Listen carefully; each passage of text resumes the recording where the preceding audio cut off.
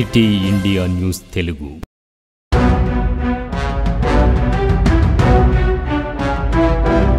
Welcome to city India news. Nagar Kurnool జిల్లాలో parliament ఎన్నికలు సమీపిస్తున్న వేళ నాగర్ కర్నూలు కాంగ్రెస్ పార్టీలో ఇద్దరు బడా నేతల మధ్య ఫ్లెక్సీ వార్ మొదలైంది.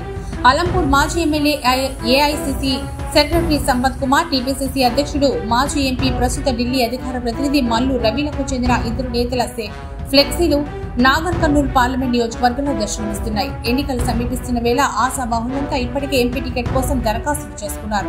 దీనిపై హైకమాండ్ అభ్యర్థుల దరఖాస్తులను స్క్రూట్ను నిర్వహించి ప్రధానంగా ముగ్గురిని ఫైనల్ చేసినట్టు తెలిసింది. కాగా వీరిలో ఇద్దరు ఆశావాహులు గ్రౌండ్ లెవెల్ ప్రచారం ముమ్మరం చేశారు.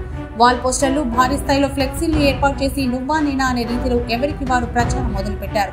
దీంతో నాగర్ కర్నూలు పార్లమెంట్ పరిధిలోని కాంగ్రెస్ పార్టీ నేతల్లో జోరుగా చర్చ అయితే నడుస్తోంది.